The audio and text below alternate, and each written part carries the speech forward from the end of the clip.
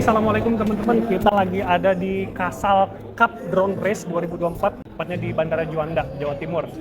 Nah, tapi hari ini kita nggak bakal bahas soal drone racing.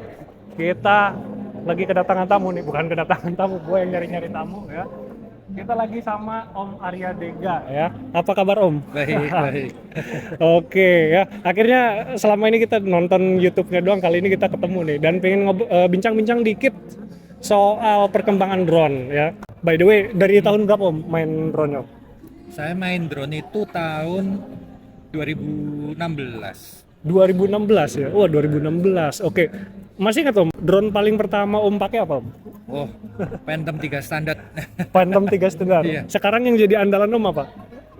Sekarang saya pakai Autel. Autel? Oh, Iya. ke Autel justru ya? Autel Nano? Autel Nano, atau yang kecil, oke. yang bisa dibawa kemana-mana. Oke Om, saya pengen nanya-nanya dikit nih Om, tentang beberapa hal tentang perkembangan drone khususnya nih Om. Nah, yang pertama ini soal segmentasi perkembangan drone Om ya, khususnya videografi nih Om.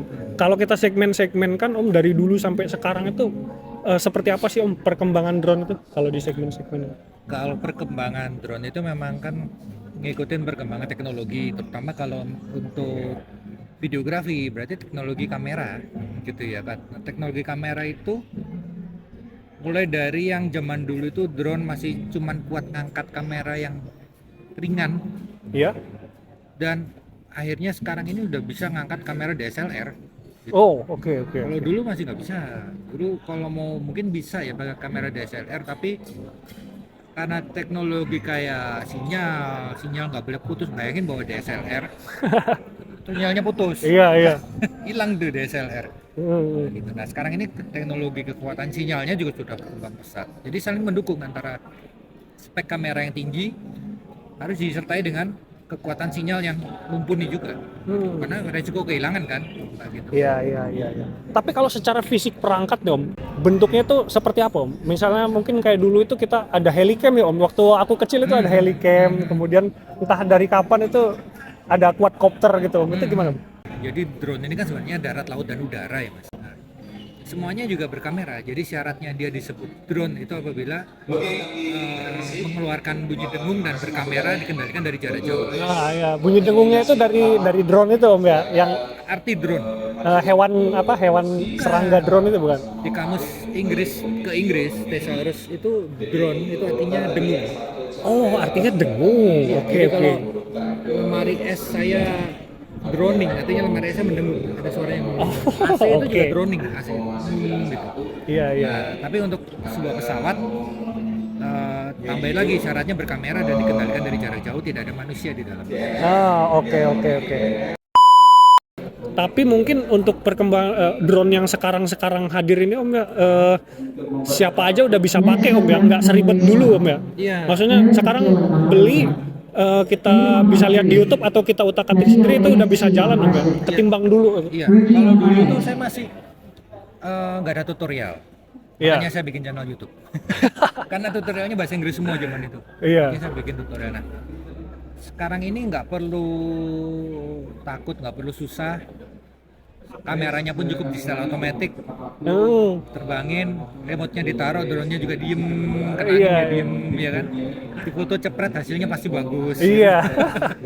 Nggak kayak dulu repot banget. Dulu agak gelap dikit aja udah noise gambarnya. Iya. Jadi dengan model kamera drone yang sekarang yang udah serba instan gitu, masih perlu nggak nih kita belajar soal teknis, terutama kayak misalnya segitiga exposure itu Om? Perlu dong. Masih perlu Om? Perlu. Oke. Karena ada momennya kita harus ambil foto long exposure.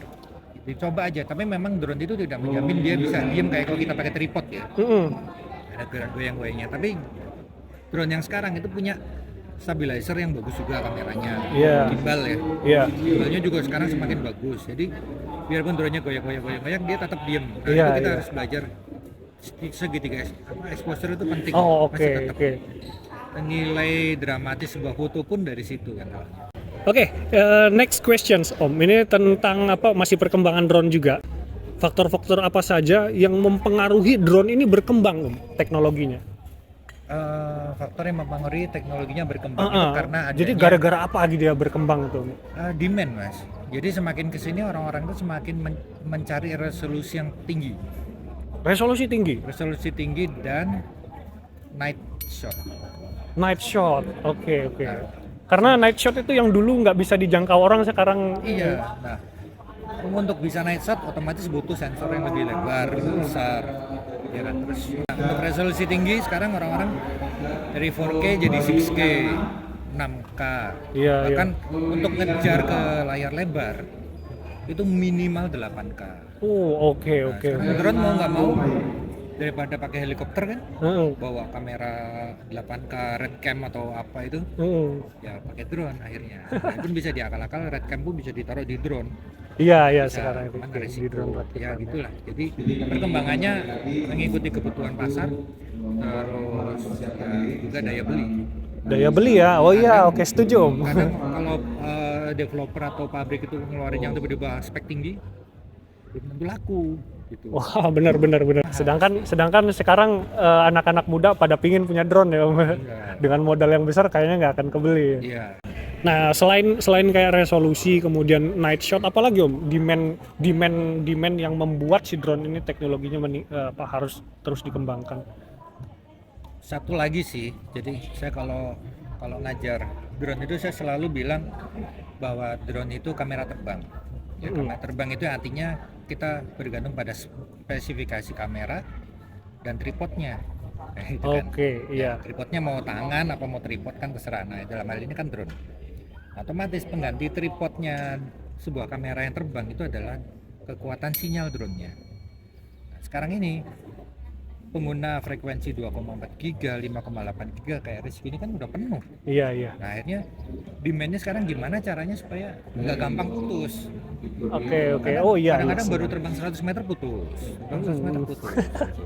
Kayaknya Iya, berkembang, ada lagi tambahan lagi pakai frekuensi 5,2 GHz. Iya, iya. Nanti akan berkembang terus tuh.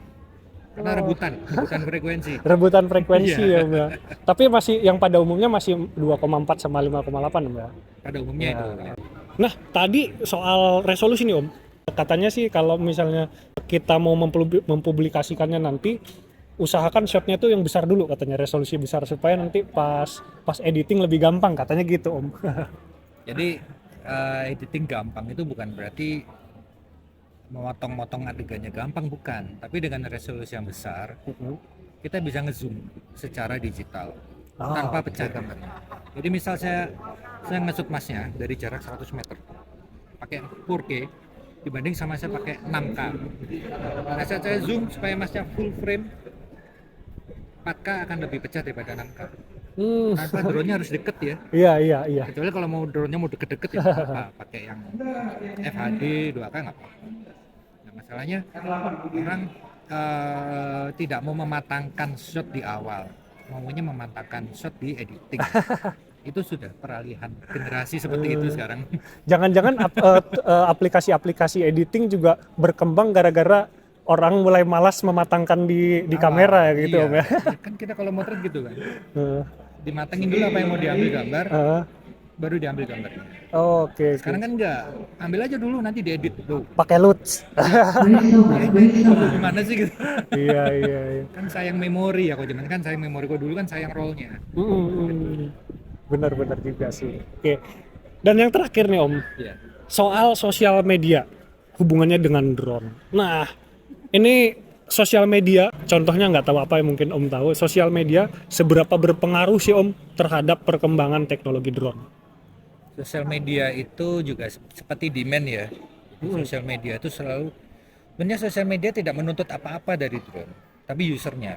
Usernya. Sosial media zaman sekarang kan layarnya vertikal semua tuh, Iya.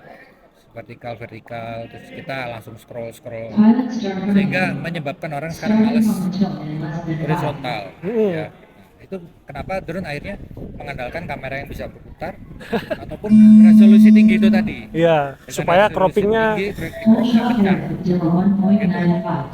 Padahal sebenarnya kita kalau nonton layar tegak gini nggak sehat loh. nggak sehat. Nggak sehat sama sekali. Oke. Mata kita kan kesamping. Iya, iya Harusnya benar. gini, Kun. Coba masnya nonton drama Korea gini, 1 jam aja udah pusing sini. Penontonnya gini, kalau seharian nggak akan pusing. Iya, benar Bentukan juga sosial sih. media seperti itu. Jadi ergonomis di tangan tapi belum tentu ergonomis di mata Om ya. Iya. Vertikal itu ya. Jadi kalau Om sendiri kalau shot gitu prefer vertikal atau prefer horizontal Om? Kalau untuk sosmed nanti. Nggak ada masalah vertikal horizontal, yang penting ada batasan durasi. Oh, batasan Makanya durasi. di awal-awal sosmed, entah itu YouTube Reels, entah itu Instagram Reels, itu dikasih patokan 15 detik atau 30 detik. Dulu awal-awal tuh maksimal 30 detik. 30 detik Karena ya. itu mengikuti biologisnya kita. Iya. Nah, Karena ketidaknyamanan kalau Iya. durasi panjang. Nah, tapi karena dia bersaing sosial media, perpanjanglah itu yang namanya durasi. Jadinya nggak sehat. Iya. Jadi kalau saya nyimpulin begini Om, Reels itu dibuat hanya maksimal 90 detik, dibatasi 90 detik itu karena masalah kenyamanan juga nggak sih Om? Bener ya? Iya. Oh, oke. Jadi apa aja Om kalau menurut Om tantangan video drone gitu ketika kita harus membuatnya dalam bentuk vertikal? Tantangan terbesar sebenarnya mau vertikal mau tidak vertikal sama tantangannya. Apa yang mau kita sampaikan di video itu? Oh, oke. Tantangannya cuma itu. Cuma sekedar ngambil gunung dideketin gitu. Ya ceritanya kadang bingung kita ini mau nyeritain apa sih gitu. Jadi mau vertikal mau horizontal, ini kita mau nyampaikan pesan apa ke Pesan penonton. apa? Penekanannya di cuma pesan itu. ya. Oke. Tapi kalau secara visual kan Om, misalnya kita mau nge-shoot gunung, kan kanan kiri si gunungnya hilang Om. Fokusnya di tengahnya doang. Atau misalnya kita mau lihat landscape, laut gitu atau danau, kan kita butuh yang luas begitu Om. Tapi ketika vertikal jadi nyempit. Gimana tuh Om? Vertikal itu juga ada ilmu framingnya sama kayak horizontal kan. Oh gitu. 3x3 kan. Tetap ada. Oh ini Jadi mana rule yang- of third itu? Iya, Enggak. mana yang dominan, mana yang nggak dominan. Nah, itu harus paham juga. Jadi kalau vertikal kita paham mana yang dominan, mana yang tidak. Pada saat ngesut gunung, kita tahu mau nyeritain gunung ke atas atau gunung yang di bawah. Oh.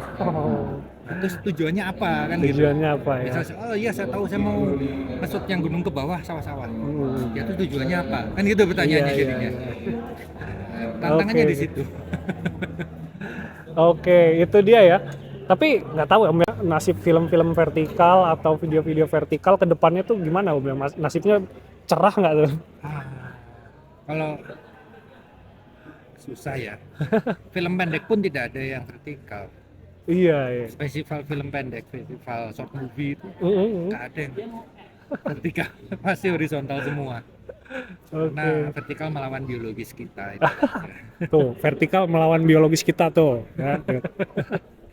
Oke, nah itu dia Om kira-kira yang ingin saya tanyakan seputar perkembangan teknologi drone dan dampak-dampaknya ya serta penyebab-penyebabnya Om.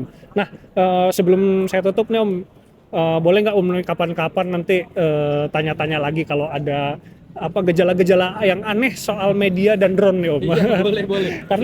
karena Om Arya ini lebih apa namanya peka banget gitu dalam melihat perkembangan begitu. Dicoba aja itu vertikal sampai 15 menit gitu nanti cerita rasanya. Iya. Karena kadang-kadang kalau drone misalnya kita nyoba tahu ada yang aneh nih. Itu sulit menjelaskannya Om. Tapi ketika lihat videonya Om Arya kayaknya enak bener ini ngejelasinnya lebih clear gitu. Nah, makanya kita pengen belajar dari Om. Oke, sekian Om kira-kira. Terima kasih banyak atas Sama-sama, waktunya Om. terima kasih juga. Semoga menang kompetisinya. Nggak Saya ikutan. Saya nggak boleh ikut. Dan kapan-kapan kita pengen lihat juga deh Om kalau Om lagi weng gitu. Oh, iya. Siap. Terima kasih Om. Sama-sama.